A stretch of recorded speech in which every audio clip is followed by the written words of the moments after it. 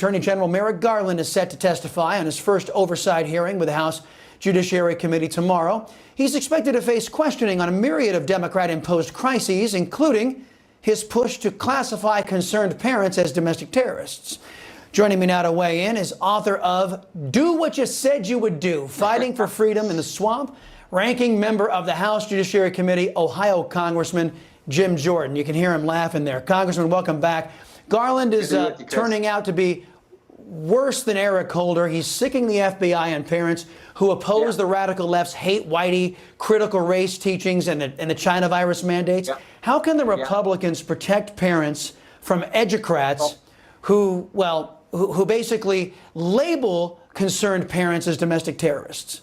Well, one thing I know about moms and dads, but particularly moms they're not gonna sit still. They're gonna stand up and defend their child and make sure they get the right kind of education, not this racist, anti-American, critical race theory that's being taught. But I think this is real important to step back for a second. In addition to all the problems you cited, the supply chain problems, the border crisis, the Afghanistan crisis, the inflation crisis, the fact that we were energy independent, and now we have the President of the United States begging OPEC to increase production, in spite of all the things they've screwed up, everything they've screwed up, we also have now a Department of Justice that's purely political. I mean, think about what happened here with this issue. On September 29th, the National School Board Association, a left-wing political organization, writes the President of the United States asking for the president to get the FBI involved in local school board matters.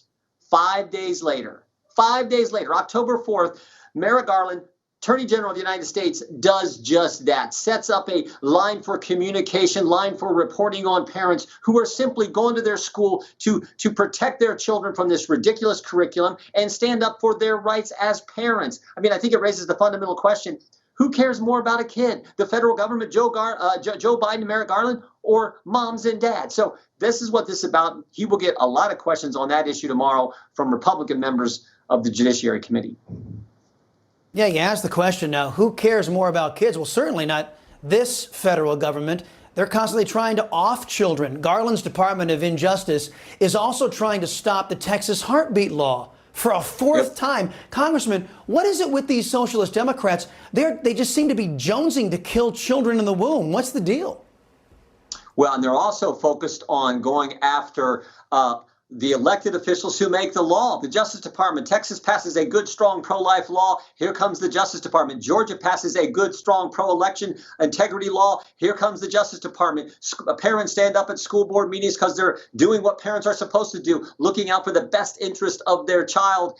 They stand up at school board meetings. Here comes the Justice Department. I mean, on it goes. And they actually, Democrats actually said, oh, it was the Trump Justice Department that was political. Are you kidding me? So this is where we're at.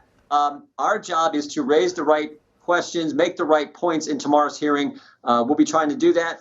And hopefully the American people have figured this out. I think they have. I think the American people are smart. They got common sense. And that's why Joe Biden's approval rating, I think in the latest poll today, I saw a Quinnipiac poll, is at 37%. So that shows you just how bad they are, and parents aren't going to stand for this. We'll be watching the hearing tomorrow. Let's pivot down to the multiple border crises inspired by this administration. Continues to hit records. According to CBP data, border arrests have hit the highest level since 1986. That was the amnesty bill put out by Reagan. This as Texas Senator Ted Cruz is proposing legislation to release illegal aliens into rich left-wing enclaves. The Stop the Surge Act would create 13 ports of entry and provide relief to Texas and our border. Isn't it time for socialist Democrats to feel the misery they've been dishing out to the rest of the country, Congressman? Well, of course, it's a good piece of legislation that Senator Cruz has introduced, but because it's a good piece of legislation, the Democrats will never go for it. We know how they operate. But when you look at the 1.7 million illegal encounters, when you look at the fact that month after month after month, it kept March was the highest month on record until April. April was the highest month until May, May till June, June until July, July and August were over 200,000 in each of those months alone. So this has to be deliberate. There's no other. This has to be intentional. There is, frankly, no other logical conclusion any rational person could reach. They are deliberately saying we no longer have a border. It's frightening. It's scary. But at the same time, this is happening when they're doing this to the border, not controlling the border. Oh, So that means anyone can come across. Some MS-13 gang member can waltz across our border now. We know bad things like that are most likely going to happen when you have this porous of a border. But meanwhile, who are they going to go after? Moms and dads at school board meetings. This is what makes no sense to the American people. And again, it's why Joe Biden's at 37%. Wanted to get you to weigh in on this. New York's new governor, Kathy Hochul, all of Cuomo's backward ideology, but none of Cuomo's gifts to BS people. She's one of many Democrats continuing to push this lie that this is a pandemic of the unvaccinated. Watch. But his story cannot be hijacked by the anti-vaxxers. He had unique circumstances, as many older people have. They're immunocompromised. There are other circumstances that clearly went into his unfortunate death. And I don't want anyone to say that this is a reason not to get vaccinated, because listen to this. How did he get sick in the first place? Someone who wasn't vaccinated gave him the virus. She's talking about Colin Powell there. According to the CDC, as of October 12th, there were over 31,000 breakthrough China virus cases in the United States, and that's old data. And just yesterday, we learned that Team Biden is dropping off thousands of unvaccinated illegal aliens into New York. Yeah. And Hochul couldn't care less. Isn't the Socialist Democrat Party playing politics with Biden's out-of-control pandemic? Of course they are. I mean, there's no basis for that. I mean, look, and plus, I just hate this, that somehow we're anti-vax. We're not. I'm pro-vaccine. I'm just also pro-truth, pro-freedom, pro-facts. And the facts are, if you've had COVID, you have natural immunity, you're as based on the studies I've seen, the facts and the data I've seen, you're just as good, maybe even a better position than folks who've had the vaccine, but there's no accounting for that. We want the truth. We want to focus on freedom. This is should be someone's choice, but the left is all about control. And remember this too, the left misled us from the get-go. Dr. Fauci knew on January 31st at 10:32 p.m., back last year, he gets a email from Christian Anderson. So over a year and a half ago, Dr. Anderson, one of these doctors who got our tax dollars in the form of grants given out by Dr. Fauci, he gets an email that says virus looks engineered, virus not consistent with evolutionary theory. That is a fancy way of saying this thing came from a lab. This is one of his guys saying this. And what does Dr. Fauci do? He downplays that. He says that didn't happen. No. It was a bat to a pangolin to a hippopotamus to Joe Rogan. I mean, this is how. So they misled us from the get-go. I'm sick of the false information coming from these guys. Here's also the good news. Freedom is winning. Southwest Airlines, Delta Airlines, Dan Bongino, Chicago Police Department. You're seeing more and more people step up and say, no, we believe in freedom because we're Americans. Last thing I wanted to get your reaction on. This brings this discussion full circle.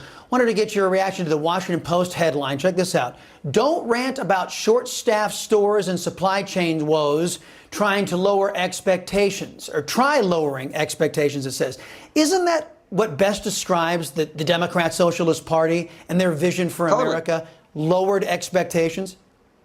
Yeah, socialism always leads to mediocrity, always leads to average, and many times leads to something much worse than that. So the Democrats' new slogan, let's be average, let's be mediocre. How about make America great again? How about that slogan? How about that focus? I mean, this is what just drives me nuts about these guys. It's all about, the big social. And what always happens in the socialist systems where everyone else is average? The elite, the smart people who think they're so much better than us, they're the ones, they don't have to live in average conditions. They don't have to lower their expectations. And frankly, what if the Wright brothers lowered their expectations? I said last night, what if the 1980 U.S. hockey team said, we're not gonna actually play for the gold. We're gonna lower our expectations. We're just gonna try to be pretty good and maybe win a game. That's not how Americans think. That is so ridiculous. And frankly, it ticks people off. That and the double standard we always get from the left ticks Americans off. And that's why you're seeing Americans stand up, moms and dads stand up at school board meetings. There's a whole change coming, and you can feel it. Yeah. You know what? You're right. That's not how Americans think. But that's why the Washington Post thinks that way. That's why Socialist Democrats think that way. That's how they think. And that's why America is on a downhill trajectory under these people. Congressman Jim Jordan, it's always a fun visit, sir. Come back soon. Folks, I want to make sure you get a copy of his new book. It's the upcoming book here. Do What You Said You Would Do. Fighting for Freedom in the Swamp comes out on November 23rd. Available right now for pre-order.